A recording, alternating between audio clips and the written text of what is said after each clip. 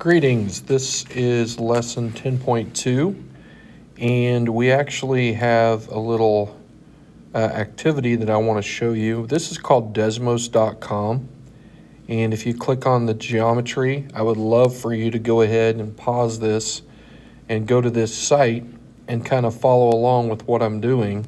It's a lot of fun, and in class, we will do this as well. We will use this format.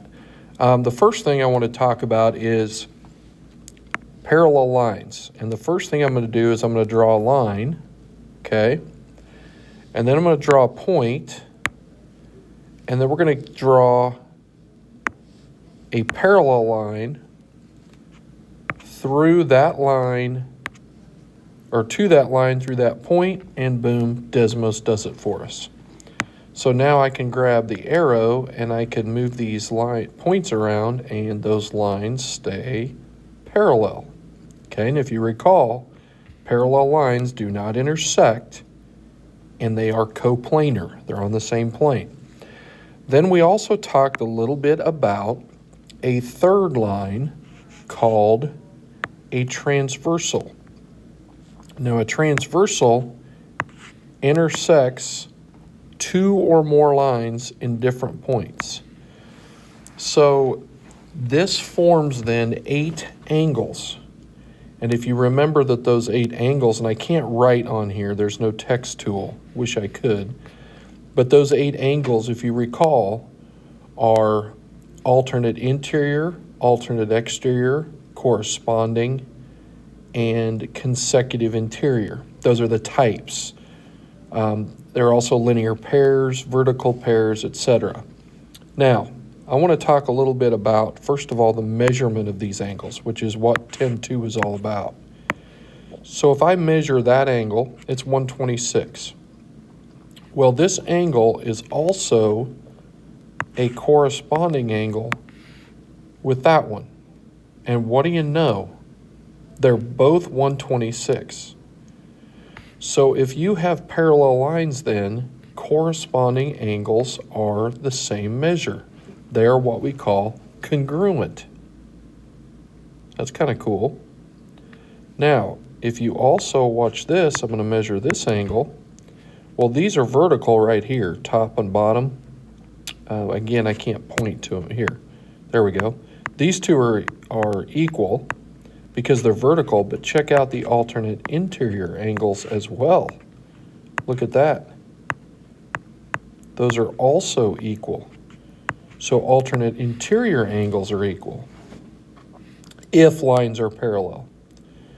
So then if I measure, let's say I measure this angle. Well, then alternate exterior angles are congruent as well. That one and that one. Here and here. That's kind of cool. Okay, so if you have lines that are parallel, we know that alternate interior angles are congruent, corresponding angles are congruent, and alternate exterior angles are congruent. Now, what about this consecutive angle deal? Consecutive interior, 54 and 126. Well, they're definitely not equal, are they? But they are equal to 180 if you add them together. Therefore, you have supplementary angles. Well, that is just setting you up for the lesson here, which is on those subjects. So now, if you look at this and say, okay, by looking at this, these lines are parallel because they're red arrows. Remember that? So what angles are corresponding? Well, 1 and 5. Well, what do you know about those angles then? They're congruent. What kind of angles are 3 and 5? Alternate interior.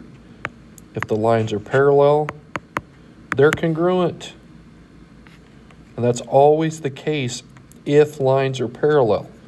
Alternate exterior, AEA, these angles, What do you know about those? If lines are parallel, then they're congruent. Consecutive interior, those are not congruent.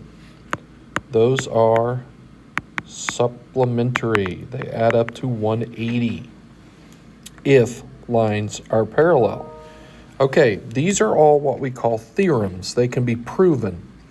So if you look at this, I don't know for sure what page this is on, but this is 10.2.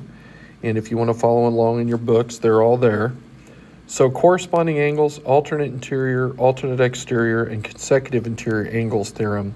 The first three say this: if we have parallel lines and we cut them with a transversal, then corresponding angles are congruent, alternate interior angles are congruent, and alternate exterior angles are congruent. Consecutive interiors are supplementary. Now this only works if lines are parallel. It does not work if they're not parallel. Okay? So now let's apply this. If this angle's 120 and these lines are parallel, we know a lot of things. So for instance, I can say that angle 5 is 120 because of corresponding angles. I can say 4 is 120 because of alternate interior, or vertical. These two are also vertical. I know 8's 120 then because of corresponding or vertical or alternate exterior. There's lots of reasons there. Well, 6 and 8 make a line, 7 and 8 make a line, 7 and 5 make a line, etc. So that's 180. So that means 6 has to be 60, 7 has to be 60, 2 has to be 60, and 3 has to be 60. And it can be any of those reasons. Consecutive interior has to add up to 180. Look at that. 2 and 5 add up to 180. 4 and 7 add up to 180. Okay, knowing this, we can also find the value of x then. And it will allow us to find angle 4.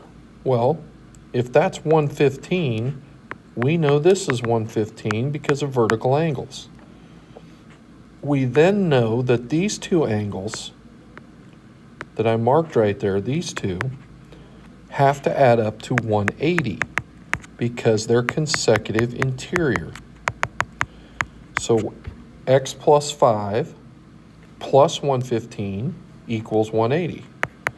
So I can set that up and then subtract 120. Well, what do you know? X is 60. So I can plug that back in there. That's 65, and this is 115. Well, that equals 180. Find the value of x here.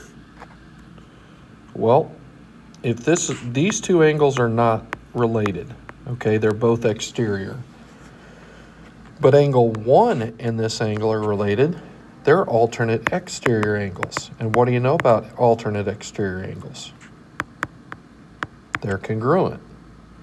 So if this is 136, then angle 1 must be 180 minus 136, which is 44 degrees. So therefore 7x plus 9 has to equal 44 because they're alternate exterior and we know they're equal. So subtract 9, you get 7x equals 35. Divide by 7. X is 5. So if we want to know this angle, 7 times 5 plus 9 is 44, but we already knew that because angle 1 was 44. So angle 5 is what we're looking for, simply using alternate exterior angles. Okay, given the diagram, the measure of angle 1 is 105. Find 4 and 5 and 8 and tell which theorem you use. Well, there's lots of things you can do. I'm going to do 105 and say they're corresponding. I'm going to do 4 is 105 because they're alternate interior. 5 and 4 are alternate interior, but also 1 and 4 vertical. And then we're supposed to find 8. Well, 8's 105 because it's vertical with 5. It's also corresponding with 4, and it's alternate exterior with 1. So we got lots of different reasons there.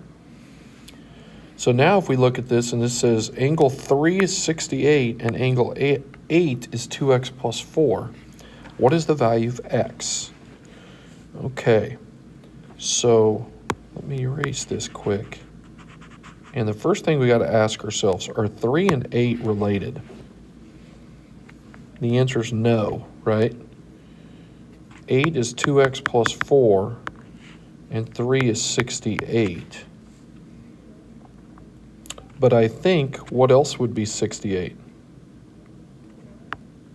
6, right? Alternate exterior.